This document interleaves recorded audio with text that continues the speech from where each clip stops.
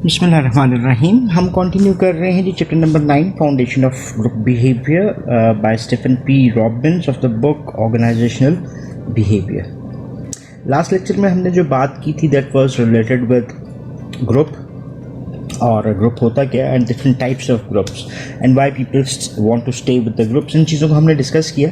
अभी के लिए हम देखते हैं 5 stages of group development model. Basically ये स्टेजेस डिस्ट्रीब्यूट करती हैं ग्रुप के फॉर्मेशन के प्रोसेस को। सो देयर आर 5 स्टेजेस, उसको देखते हैं फिर उसके बाद फॉलो करेंगे बुक से भी।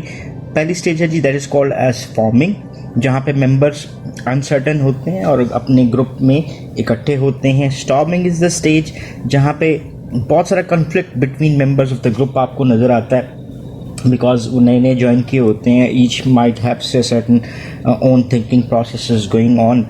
और फिर थर्ड स्टेज आ जाती है, इसको हम कहते हैं नॉर्मिंग स्टेज, जहाँ पे मेंबर्स डेवलप कर लेते हैं close relationship with cohesiveness and it leads towards the fourth stage that is of performing stage. इस स्टेज में ग्रुप अपनी बेस्ट परफॉर्मेंस में आता है, फुली फंक्शनल फॉर्म में होता है। और फिर अगर हमारा सारा प्रोसेस कंप्लीट हो जाता है जिस टास्क के लिए ग्रुप बनाया था, तो वो हमारी 5th स्टेज के ऊपर लेकर आता है that is called as adjourning stage. Temporary groups अगर हों तो ये स्टेज होती है, अगर परमानेंट ग्रुप्स हों तो ये स्टेज ग्रुप की फॉर्मेशन में शामिल नहीं होती, क्योंकि टेम्पररी ग्रुप्स हैं तो वो एक स्पेसिफिक काम के लिए आपस में इकट्ठे होंगे और जब वो काम ख़त्म हो जाएगा तो वो एडजर्न कर जाएंगे, यानी डिस्पर्स हो जाएंगे।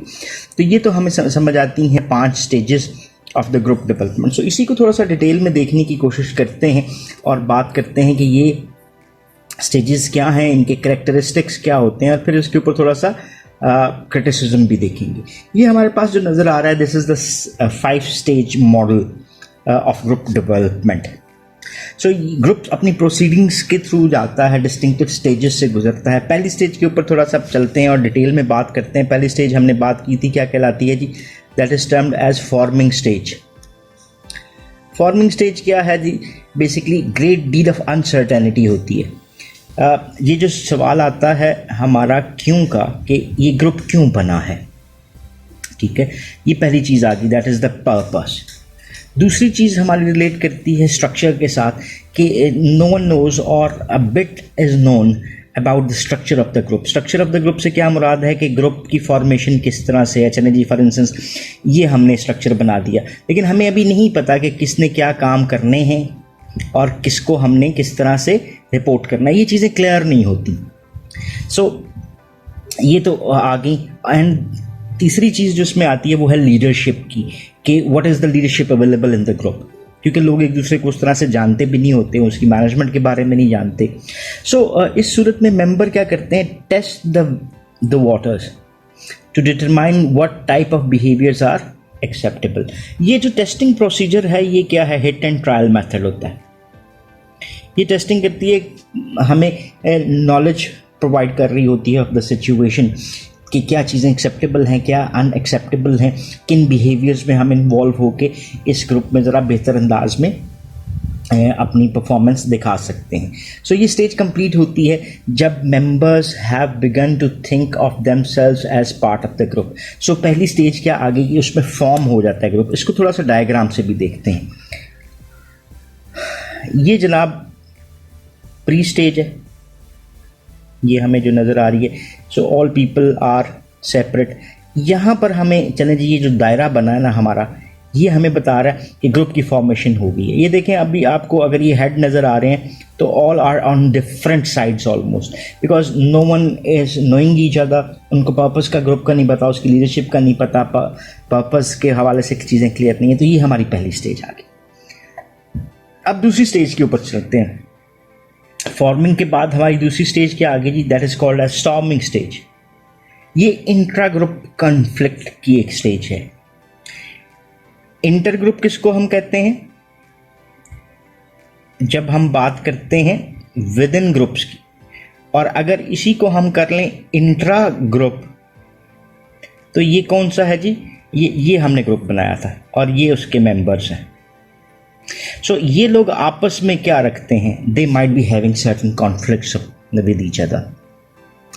ये कन्फ्लिक्ट्स उनसे अराइज भी हो सकते हैं, रिड्यूस भी हो सकते हैं, ये ग्रुप डायनामिक्स के ऊपर डिपेंड कर रहा होता है, लेकिन हम इसको सेटल करने की कोशिश करते हैं. So members accept the existence of the group but resist the constraints it imposes on individuality. So यहाँ पर ये नहीं, ये तो पता लग गया कि इसकी फॉर्मेशन हो चुकी है, सो इसको उन्होंने एक्सेप्ट कर लिया, now they are part of that group. लेकिन जो ग्रुप की नॉर्म्स हैं, उसकी वैल्यूज़ हैं, उसके रूल्स एंड रेगुलेशंस हैं, वहाँ पे थोड़ी सी आपको क्या नज़र आती है, एक रिटेलिएशन नज़र आती है. सो वो जो कंस्ट्रेंट्स उनके ऊपर इम्पोज की जा रही होती हैं कि वो एक इंडिविजुअल अपनी कुछ चीज़ें रखता है, दूसरा इंडिविजुअल अपनी चीज़ें रखता है, तो ये इंडिविजुअलिटी है. लेकिन हम किस तरह से काम करवाना चाह रहे हैं, हम उनको इकट्ठा काम करवाना चाह रहे हैं in the shape of the group. तो इन कंस्ट्रेंट्स जो हमें इम्पोज की जा रही होती हैं उसको थोड़ा सा रेजिस्ट किया जाता है. देन कन्फ्लिक्ट कहाँ पे नजर आता है, over who will control the group. Group की जो लीडरशिप है वो कैसे फॉर्म होगी. आपने जब ग्रुप की टाइप को पढ़ा था लास्ट लेक्चर में, तो वहाँ पे हमने टास्क ग्रुप भी पढ़े थे और कमांड ग्रुप भी पढ़े थे. कमांड ग्रुप में पहले से कमांड क्रिएट की जाती है.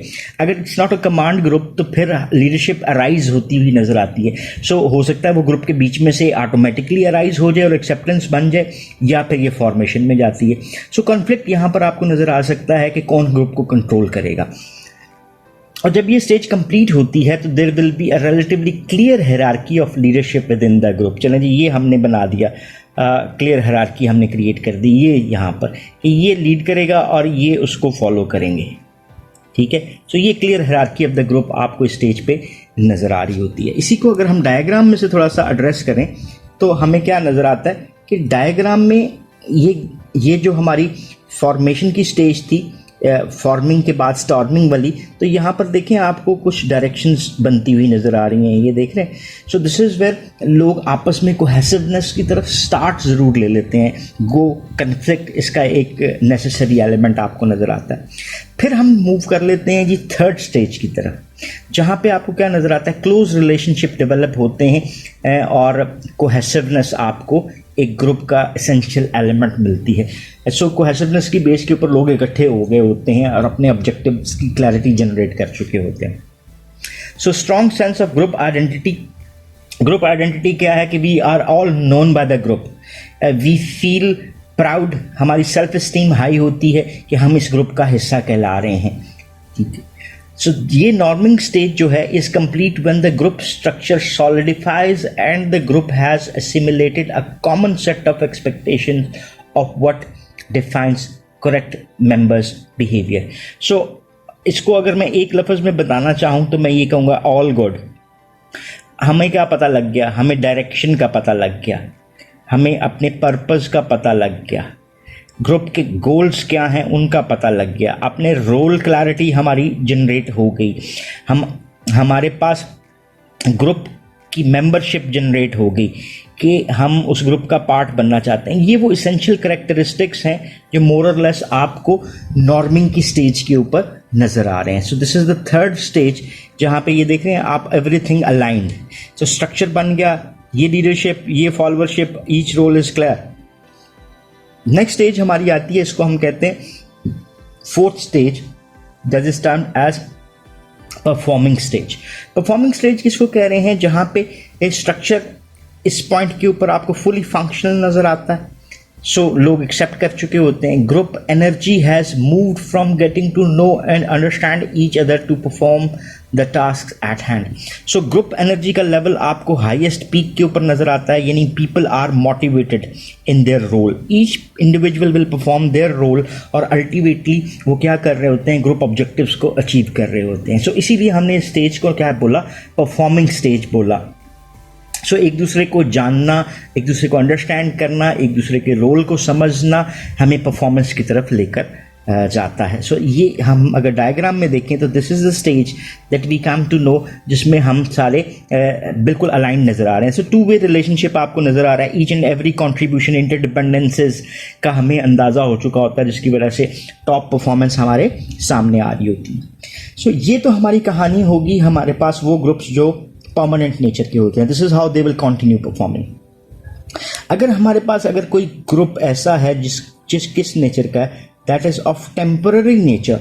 तो इसका मतलब क्या हुआ कि वो ग्रुप एक स्पेसिफिक काम के लिए बनाया गया, जैसे प्रोजेक्ट हम कह लेते हैं, और जैसे ही वो काम खत्म होगा तो ये ग्रुप भी डिसमेंटल हो जाएगा। उसके लिए हमारे पास 5th स्टेज आती है। For permanent work groups, performing is the last stage in development.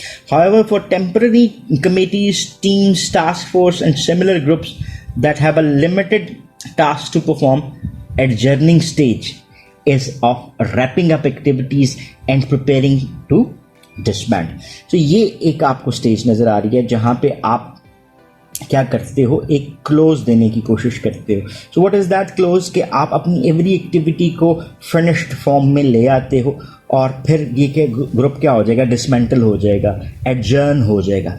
सो जब आप रैप अप कर रहे होते हो इन एक्टिविटीज़ को, तो आप अपने आप को प्रिपेयर कर रहे होते हो बाय बाय के लिए। So some group members are upbeat, basking in the group's accomplishments. Others may be depressed over the loss of comrade and friendship grounds during the work group. अब देखो ना, दोनों किस्म के आपको रिलेशनशिप नज़र आ रहे हैं। कुछ ग्रुप मेंबर्स उनसे हैं, वो फन कर रहे हैं, खुशी भी मना रहे हैं, एक मोटिवेटेड भी फील कर रहे हैं that they have completed the task.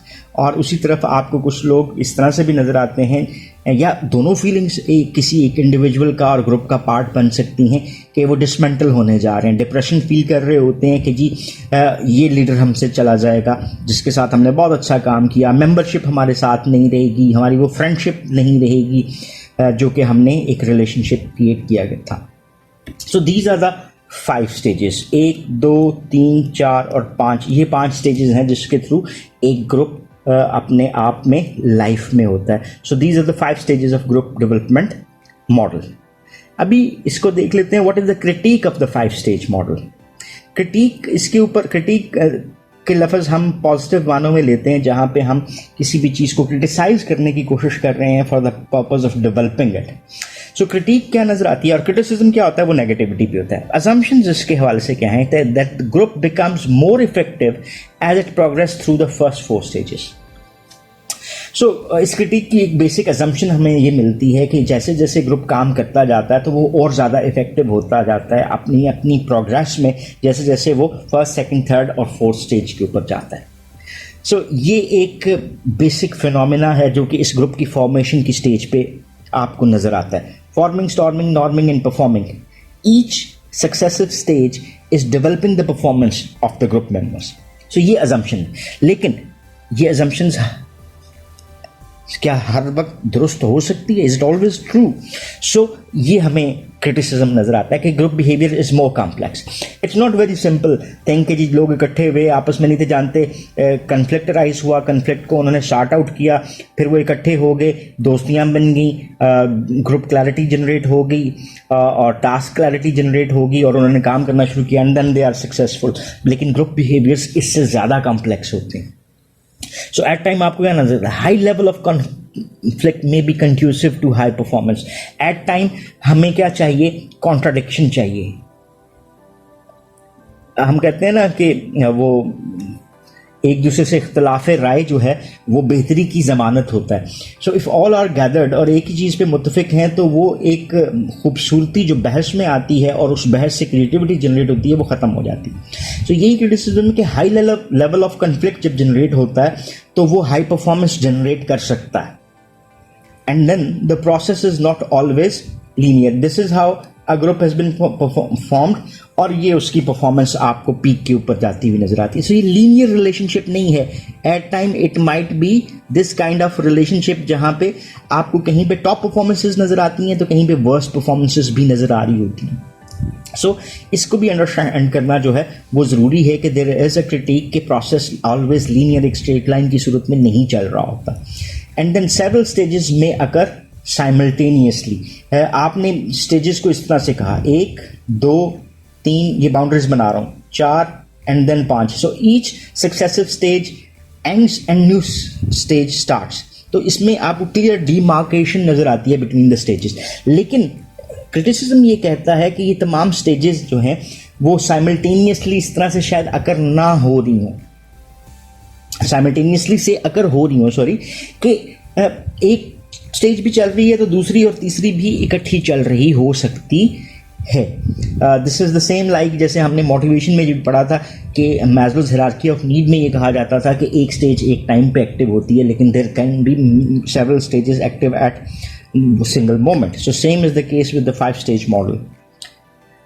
और ग्रुप में रिग्रेशन किसको कहते हैं? ये किसी एक चीज़ में इजाफा दूसरी चीज़ में इजाफा, या एक चीज़ में इजाफा दूसरी चीज़ में कमी क्रिएट कर सकता है। सो ग्रुप में रिग्रेस कि आपको कॉन्फ्लिक्ट्स राइज होते हुए नज़र आते हैं, परफॉर्मेंस रिड्यूसेस होती हुई नज़र आती हैं। So there might be this kind of relationships that might be existing. और देन जी इस सारे प्रोसेस में जिसमें हमने 5 स्टेजेस को पढ़ा, इस सारे प्रोसेस में ऑर्गेनाइजेशनल कॉन्टेक्स्ट जिसमें तमाम इंडिविजुअल्स ग्रुप का पार्ट बनते हैं उसको नज़रअंदाज कर दिया गया नज़र आता है। सो ये क्रिटिक थी जो कि आपको नज़र आती है ग्रुप डेवलपमेंट स्टेजेस के ऊपर, but still these are considered as a good model that represents the relationship of group within an organization कि वो कैसे बनता है और then कैसे क्लोज होता है। सो अपने लेक्चर को यहाँ तक रखते हैं। If you still have any question or queries, so you can ask in the comment section. So thank you very much for watching this video. Have a nice time. Allah Hafiz.